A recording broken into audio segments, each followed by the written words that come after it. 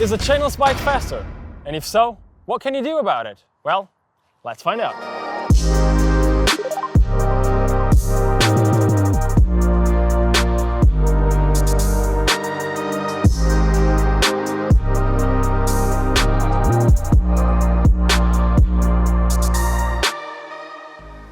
It's not an easy job for manufacturers to get suspension to work well with the drag of the chain.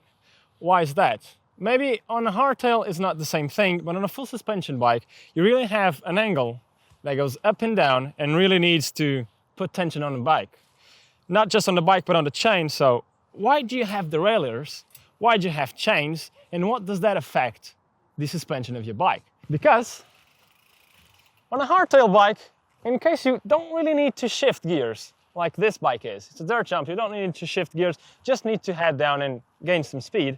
You don't actually need a derailleur. Derailleur is meant to shift gears, and on these kinds of bikes, you don't need actually anything to take the tension out of the chain, because it's a hardtail bike. You don't have an angle that goes up and down like a full suspension does, so it doesn't really make sense to have a derailleur on this bike. Now, why do we have derailleurs if you don't really need to shift gears down the hill?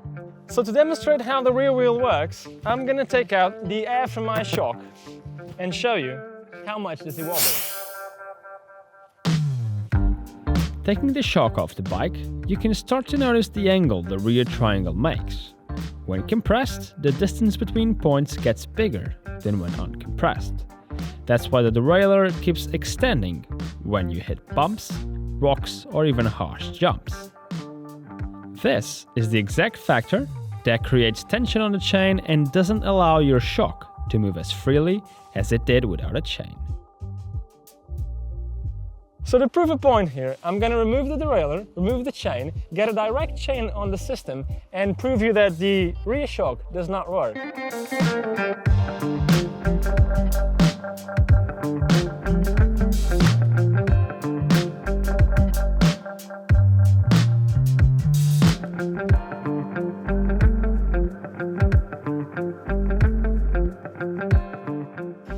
And I'm just going to show you once again, the shock has absolutely no air whatsoever. Chain is mounted directly and it compresses what? 10 millimeters of the shock, nothing more. Yeah, it doesn't work, it's like a hardtail. So what happens on the trail is, if you rode like this, it would eventually cramp apart. See? You be on the trail, direct chain, it would just break. Well, and taking the chain off the bike, it really does work a lot better. I mean, the cranks don't really move anymore and it works a lot more freely now. Now, you ask me, what can I do to eliminate the chain slack? If I do have the chain, the shock doesn't work properly. If I don't have the chain, the shock works properly, but I can't really pedal on the trail. So what should you do? You have two options you can do. You can either swap your bike for a high pivot bike, has a high pivot in here, and eliminates a bit of the chain slack. Or you could do something much cheaper and much easier that can be applied to any bike, which is applying an O-chain. What's an O-chain? The O-chain is what industry calls an active spider. When a chain moves, it lets it rotate backwards, taking a bit of that tension out. This is done by using a couple of elastomers. So, when the rear suspension works, you've got less resistance from it.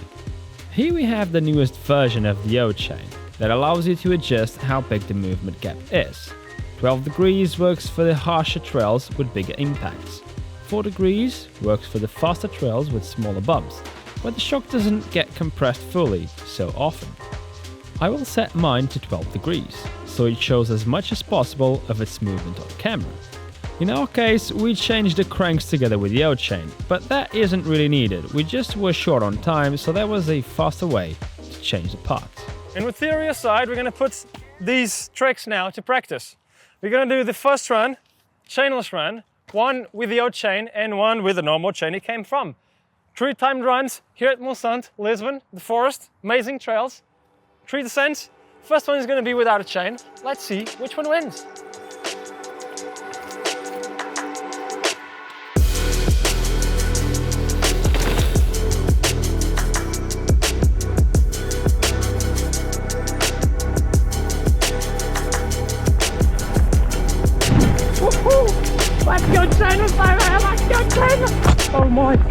Oh my! Oh my!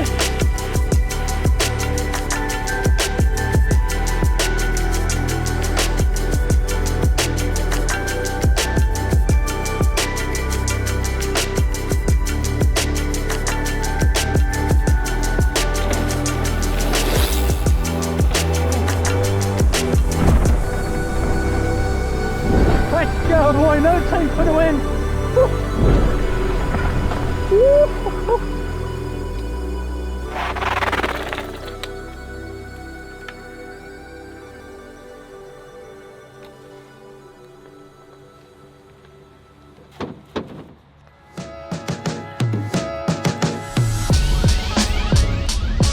And I just want to take the shuttle time to take you on a quick second about today's sponsor, because without our sponsor Sweet Spot Cycles, this video wouldn't have been possible. They are a shop, they're made from my friend, is a mechanic, Maurício. Gotta say, he's the best mechanic I've ever known. They don't really sell too much stuff now, but in terms of mechanic, let me tell you, got a carbon frame, you break the carbon frame, they'll stitch it together. I mean, there's nothing this guy can do. So yeah, if you're ever in Lisbon, have a doubt on where to go, Sweet Spot Cycles, link is down below. And now we're heading to the next ascent. Woo.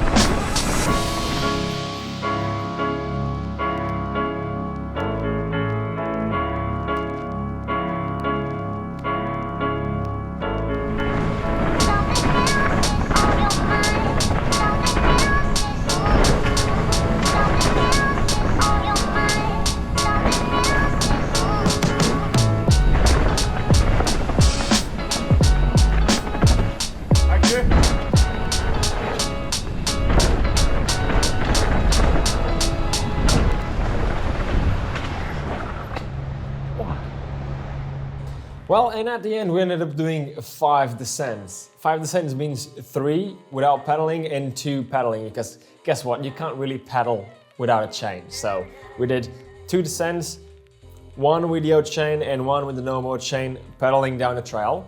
And then we did 3 other descents without pedaling, 1 with the chain, 1 chainless and 1 with the normal chain. And let's really get down to numbers here. We've got a chain with 1:25.03. That's a very short trail. Has a bit of a pedally section at the beginning. Doesn't climb, but it's a bit of a flat section you could pedal. That's why the pedal times are gonna be a little faster than these ones. So without pedaling, we've got the chain with 1:25.03. We got a chainless with 1:24.10, which was barely a second faster. And we got the chain with 1:25.55, which means the chain ended up being faster than the one with the chain, which theoretically makes sense. And the chainless one actually surprised me because, well, I didn't really pedal on any of them, so theoretically the chainless run should win because you have absolutely no drag on the chain. The chain you have a little less drag, but that was timed on my wristwatch, so it isn't really that specific. It comes down more to the rider than it comes to the equipment, but anyway, this was the test we did. Now, back to paddling, we have the chain with 1:17.13 and the chain with 1:17.45. The distance is, it's not even a second. Again, it comes really more to the rider than it comes to the specifications of your own bike. But if you've got a bike on which you really feel a chain kickback on it, I really recommend you to try a chain because, of course, it isn't the same as running chainless. Nothing really is the same as running chainless yet. But the chain really replicates it very well for a let's say, cheapo price. You don't really need to buy a high pivot bike.